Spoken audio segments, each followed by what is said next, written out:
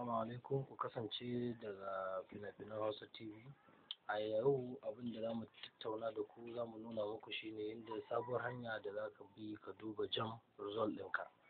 Kowa ya sani sai ka shiga website na jamb.org.ng, so amma akwai sabuwar hanya da shi kawai shigo da ita, wanda idan za ka duba result ɗinka kawai za ka tafi a cikin wayarka, za ka tafi inda message yake kamar yanzu kuna gani, sai ka taɓa kan message, sai ka danna yanda za ka tura sabon saƙo. So kaga za ka danna haka, sai ka zo nan sai ka rubuta results da manyan baƙi results, sai ka zo nan sai ka danna sabuwar namba shine 55019. wannan ita ce sabuwar hanya. Kamar yadda kuka duba za ku gani inda zan tura saƙon shine 55019, sakon da zan tura kuma shine result. Amma ka tabbatar cewa ka tura ne da layin da ka yi rijista Jamb ɗinka, kuma ka tabbatar layin yana da kuɗi a ciki, aƙalla akwai naira 50 ko naira 100 a ciki. So wannan kana yi in ka tura kamar yanzu yadda na rubuta ɗinnan kawai sai in sanda, kaga yadda ta bani suma ko sumtu, sai ni tunanin wannan layin ne na rijistar Jamb da shi.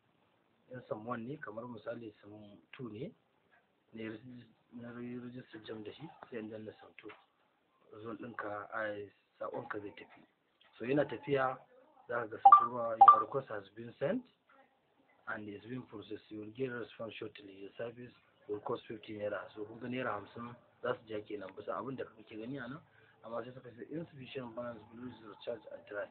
So saboda ni ban yi Jamb bane, ina so wanda suka yi Jamb hanya mai sauki da ya su duba ba, noni da ka je kafe, noni da ka je waye in kana so ka fara ganin result ɗinka ne kafin a ce ka yi printing ɗin slip ɗinka, to wannan ita ce hanyar da za ka bi. So za su turo ma daga wannan inda da a ce da naira 50 kuma na yi Jamb ɗin, da yanzu a ga result ɗinka da scores ɗinka da komai. So muna godiya, ku kasance ku ci gaba da kasancewa ga tashar nan ta daga fina-finan Hausa TV a YouTube ɗinku, kuma kuna zuwa kuka yi sacin ku danna subscribe, sannan ku danna ƙararrawa, domin duk lokacin da muka ɗora irin waɗannan abubuwa na wayarwa da kai za ku samu damar gani da wannan. Mun gode.